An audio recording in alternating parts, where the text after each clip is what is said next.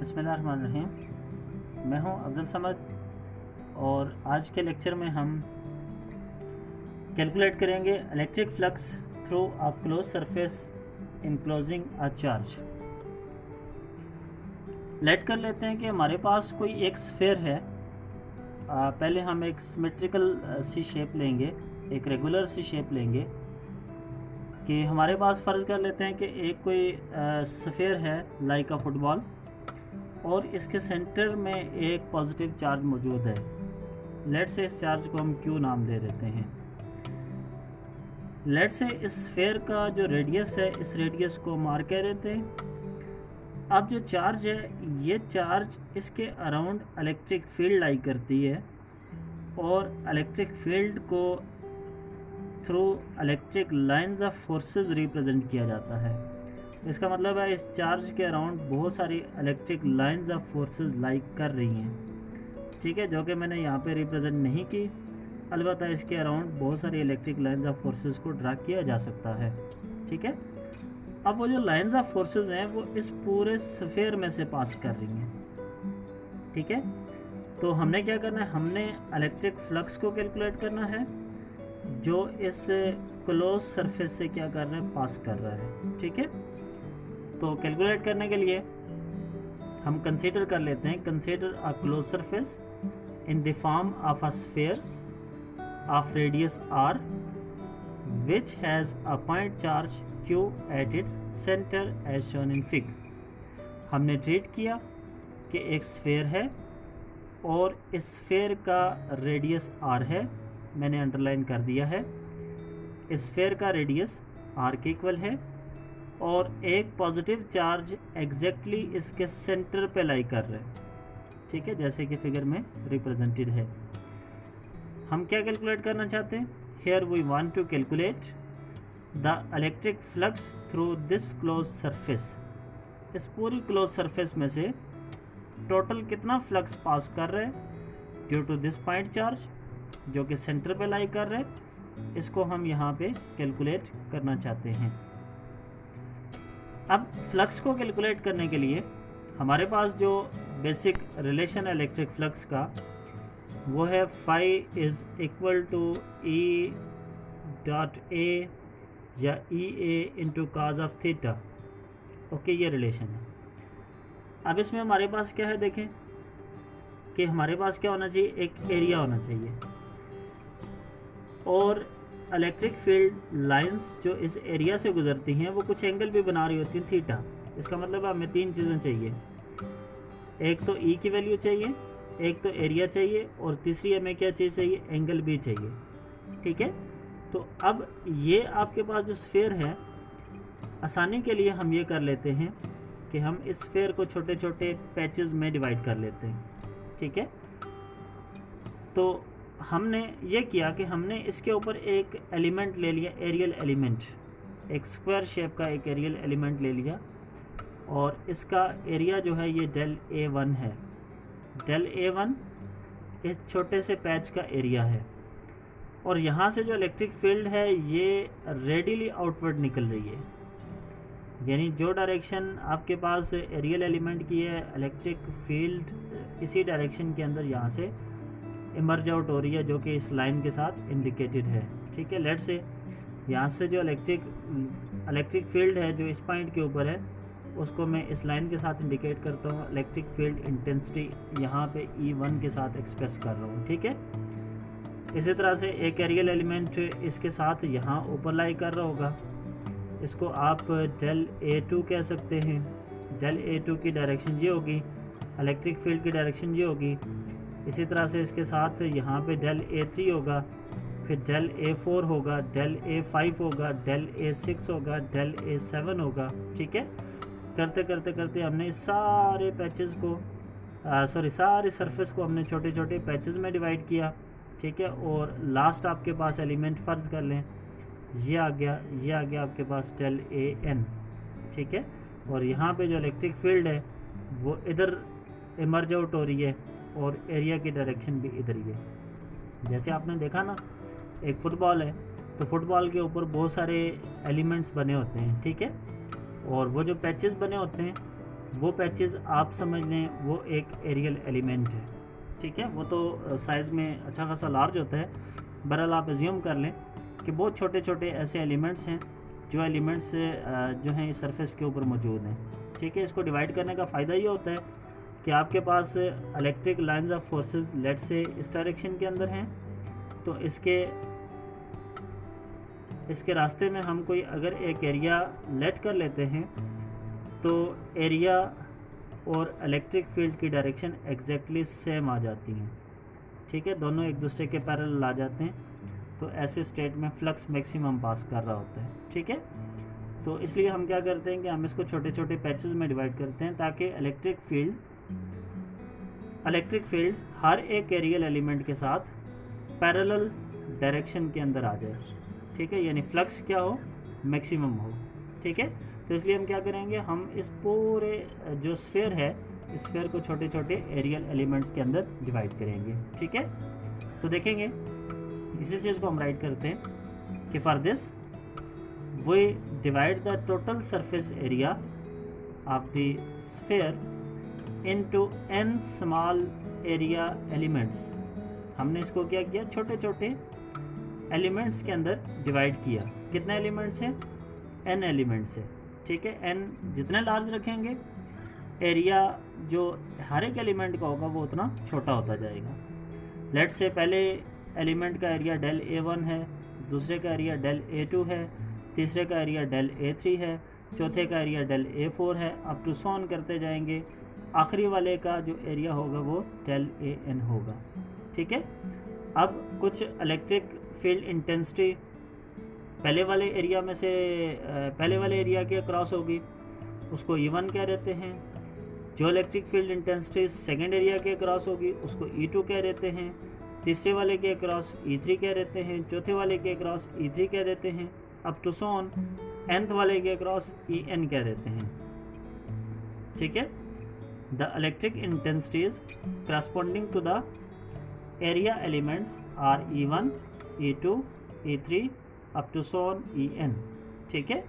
E1 electric field intensity है corresponding to areal element del A1, E2 electric intensity है corresponding to areal element del A2, E3 electric intensity है corresponding to areal element del A3 और En electric intensity है corresponding to areal element del AN, okay. तो अब जो flux होगा, सबसे पहले हम फर्स्ट वन एरियल एलिमेंट की बात करते हैं। इसमें से कितना फ्लक्स पास कर रहा है due to this charge. Flux through del A1, इसको हम नाम दे देते हैं φ1 का। फ्लक्स की डेफिनेशन होती है the dot product of electric field and vector area A, ठीक है। वेक्टर नोटेशन के अंदर इसके ऊपर एरो हेड भी लगा सकते हैं। तो आपके पास ये फ्लक्स की बेसिक डेफिनेशन है। पहले वाले पैच की बात कर रहे थे तो यहाँ पे एरियल एलिमेंट है डेल A1 और पहले वाले के करस्पॉन्डिंग जो इलेक्ट्रिक इंटेंसिटी थी वो आपके पास क्या है, E1 है। डॉट को हटाएंगे तो आपके पास cos थीटा आ जाएगा। तो पहले वाले का जो एंगल है between electric field intensity and vector area A, उसको हम क्या कह देते हैं, θ1 कह देते हैं, ठीक है। अब आपके पास जो एंगल है, अगर आप फिगर में देखें तो एरिया और इलेक्ट्रिक फील्ड की डायरेक्शन आपस में सेम है, दोनों के दरमियान एंगल क्या है, 0 है। तो आप यहाँ पे cos 0 पुट करेंगे, cos 0 की वैल्यू क्या आ जाएगी, 1, और cos 0 इज इक्वल टू 1 आपने यहाँ पे सब्स्टिट्यूट किया तो ये बचेगा E1 डेल A1, ठीक है। φ1 किसके इक्वल आ गया, E1 डेल A1 के इक्वल आ गया। ये वो फ्लक्स है जो डेल A1 एरियल एलिमेंट से पास कर रहा है, ठीक है। अब ये हमने एक पैच के लिए कैलकुलेट किया, अब इसी तरह से दूसरे पैच के लिए कैलकुलेट करेंगे, फिर तीसरे के लिए कैलकुलेट करेंगे, अप टू सॉन कर देंगे, nth पैचेस तक हम इसी तरह से कैलकुलेट करेंगे और फिर सारे पैचेस के फ्लक्स को ऐड किया तो टोटल फ्लक्स आपके पास आ जाएगा, ठीक है। टॉपिक का स्केच आपके पास ये है। अब हम चलते हैं सेकंड एरियल एलिमेंट के पास, तो देखेंगे similarly flux through del A2 क्या होगा, इसको हम नाम दे देते हैं फाई 2। आपके पास ये आ जाएगा E2 del A2, ठीक है। अगेन cos थीटा 2 किसके इक्वल है, वो फिर 1 के इक्वल आ गया, ठीक है, क्योंकि जो सेकेंड एलिमेंट है वो भी इलेक्ट्रिक फील्ड के साथ एंगल कितना बना रहा होगा, एंगल 0 बना रहा होगा, तो cos 0 फिर किसके इक्वल आ गया, 1 के इक्वल आ गया। Similarly flux through areal element del A3 which is equal to phi 3 is equal to, यह आ जाएगा E3 del A3, ठीक है। अब टू सॉन चले जाएंगे और flux through areal element del AN is equal to phi n is equal to En del AN। Is it clear? अब हमने सारे फ्लक्स तो कैलकुलेट कर लिए, टोटल फ्लक्स किसके इक्वल आ जाएगा, total flux through closed surface will be equal to phi is equal to phi 1 plus phi 2 plus phi 3 up to so on phi n।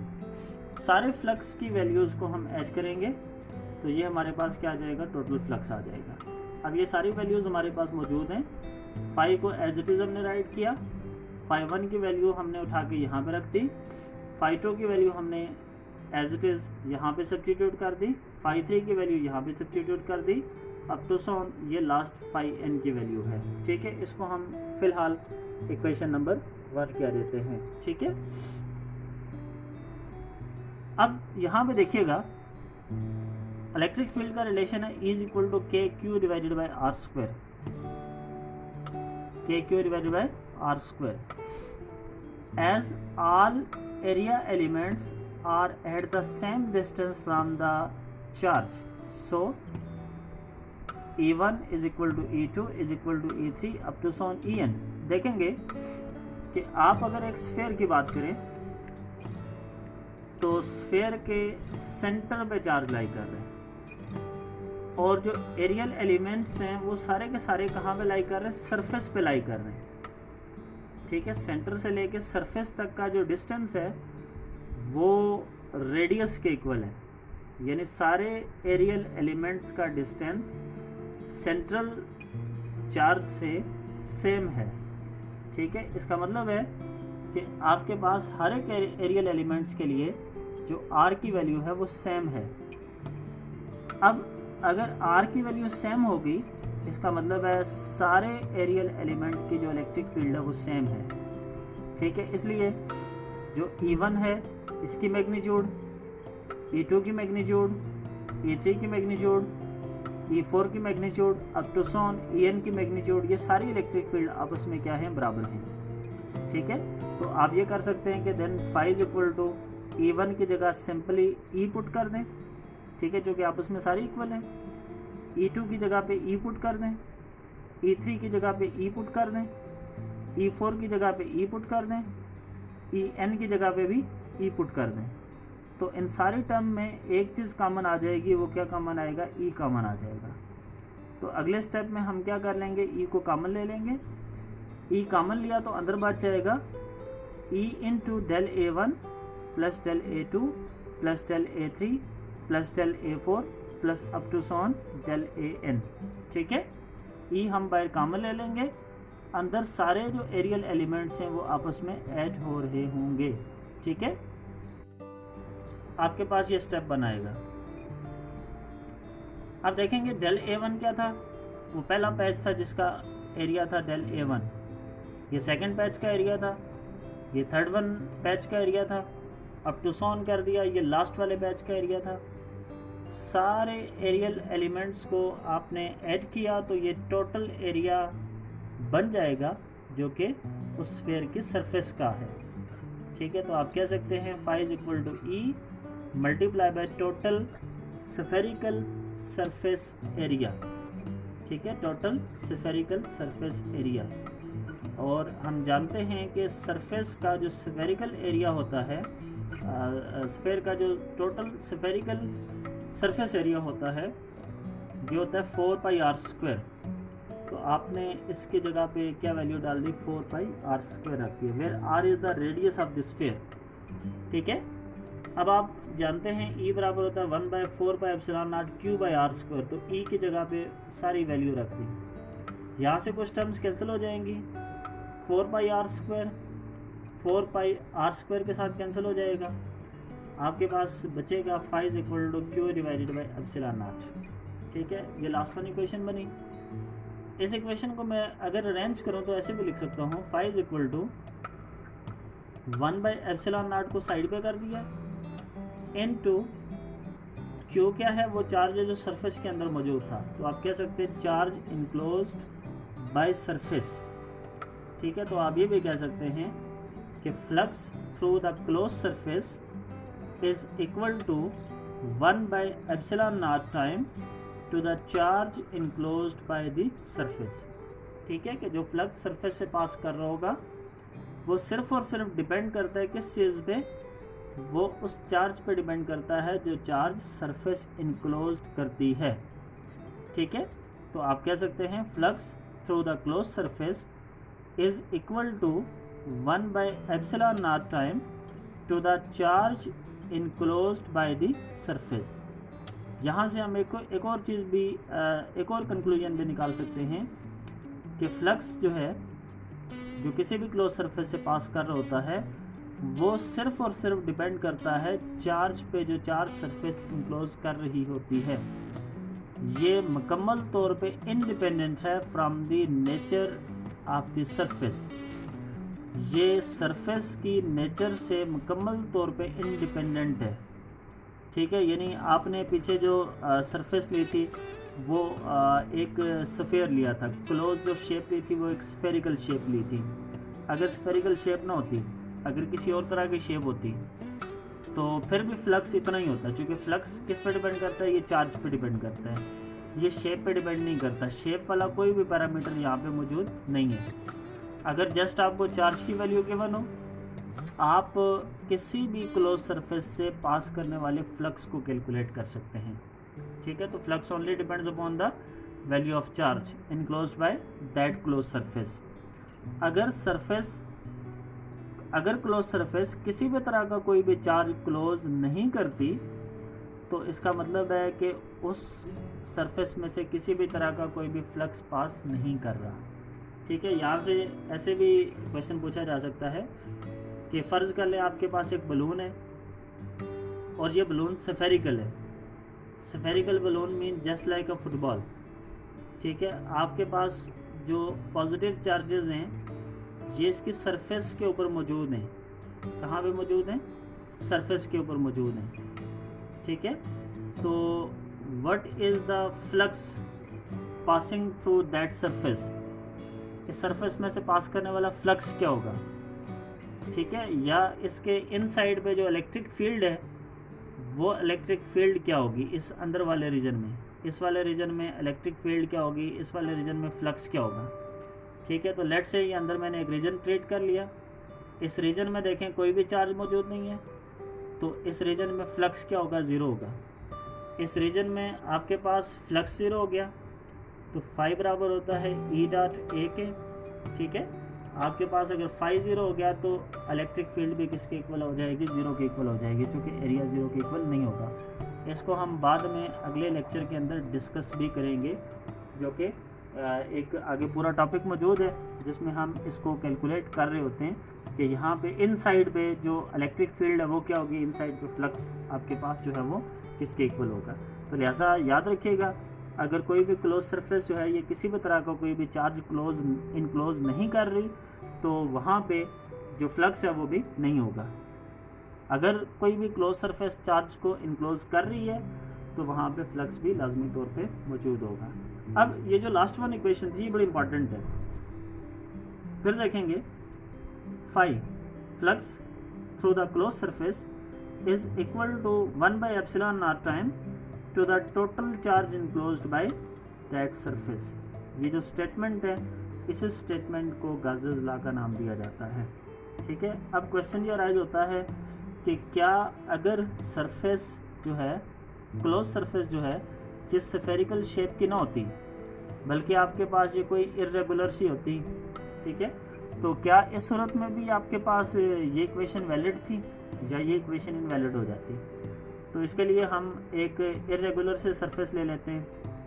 Late से आपके पास ये कोई एक शेप है और ये कोई एक इरेगुलर सी क्लोज शेप है, इसके अंदर लार्ज नंबर ऑफ चार्जेस मौजूद हैं। एक चार्ज है Q1, दूसरा है Q2, तीसरा है Q3, अब चौथा है Q4, अब टू सो ऑन कर देते हैं। लास्ट वन चार्ज है Qn और ये इस इरेगुलर सी क्लोज सरफेस के अंदर मौजूद हैं। ठीक है, अब जो फ्लक्स होगा ड्यू टू चार्ज Q1 की वजह से उसको हम कह देते हैं φ1। ठीक है, और ऊपर हमने जो भी इक्वेशन डेवलप की उसके मुताबिक ये होगा 1/ε0 टाइम टू द चार्ज। ठीक है, इनक्लोज्ड बाय दैट सरफेस। तो Q1 की वजह से जो फ्लक्स होगा उसको φ1 कह दिया, यहाँ पे कौन सा चार्ज आ जाएगा, Q1 आ जाएगा। Q2 की वजह से जो इस क्लोज सरफेस से जो फ्लक्स गुजरेगा वो क्या होगा, φ2 is equal to 1/ε0 time to the charge Q2। Q3 की वजह से जो गुजरेगा वो φ3 कह देते हैं, 1/ε0 टाइम टू द Q3। अब टू सॉन कर देते हैं, Qn की वजह से जो फ्लक्स होगा वो आ जाएगा φn इज इक्वल टू, इसको φn के साथ इंडिकेट करेंगे, φn is equal to 1/ε0 time to the charge Qn। तो total flux through the close surface will be equal to the φ1 plus φ2 plus φ3 up to so on φn। φ is equal to φ1 की जगह पे Q1/ε0, φ2 की जगह पे Q2/ε0, φ3 की जगह पे value Q3/ε0 up to so on Qn/ε0। इन सारी टर्म में से 1/ε0 को कॉमन लिया, अंदर आपके पास क्या बच गया, Q1 plus Q2 plus Q3 plus Q4 up to so on Qn। ठीक है, 1/ε0 एज इट इज़, ये सारी चीज़ें क्या आ गई, टोटल चार्ज आ गया जो ये इरेगुलर सी क्लोज सरफेस कंटेन कर रही है। तो आप कह सकते हैं कि flux through the close surface is equal to 1/ε0 time to the total charge enclosed by the closed surface। ठीक है, this statement is known as Gauss's law। तो इस statement को आप क्या कहते हैं, Gauss's law कहते हैं। तो what is Gauss's law? Gauss's law state that the flux through any closed surface is 1/ε0 time to the total charge enclosed in it। ठीक है, this statement is called Gauss's law। तो इसको आप क्या कहते हैं, Gauss's लॉ का नाम देते हैं। Gauss's लॉ को हम डेली लाइफ के अंदर बहुत सारी एप्लीकेशंस के अंदर यूज़ करते हैं और Gauss's लॉ को हम यूज़ करते हुए किसी भी चार्जेस की डिस्ट्रीब्यूशन में हम इलेक्ट्रिक फील्ड को कैलकुलेट करने के लिए यूज़ करते हैं। ठीक है, Gauss's लॉ से हम इनफैक्ट क्या कैलकुलेट करते हैं, टोटल फ्लक्स को कैलकुलेट करते हैं। अगर फ्लक्स मिल गया तो फ्लक्स के कैलकुलेट करने के बाद देन हम इलेक्ट्रिक फील्ड तक पहुंच जाते हैं। तो इसकी एप्लीकेशंस क्या हैं, इसकी एप्लीकेशंस ये हैं कि हम डिफरेंट चार्ज डिस्ट्रीब्यूशंस के लिए हम इलेक्ट्रिक फील्ड इंटेंसिटी को कैलकुलेट करते हैं। ठीक है, नेक्स्ट लेक्चर के अंदर हम इसकी डिफरेंट एप्लीकेशंस को डिस्कस करेंगे। ठीक है, होप कि आपको ये सारी चीज़ें समझ आ गई होंगी। बुक से इसकी सारी स्टेटमेंट्स को पढ़िएगा। ठीक है, हर एक चीज़ को अच्छे तरीके से देखिएगा, जो कन्फ्यूजन है इंशाल्लाह आपके वहाँ से दूर हो जाएगी। ठीक है, यहाँ तक हम इसको स्टॉप करेंगे। अल्लाह हाफिज़।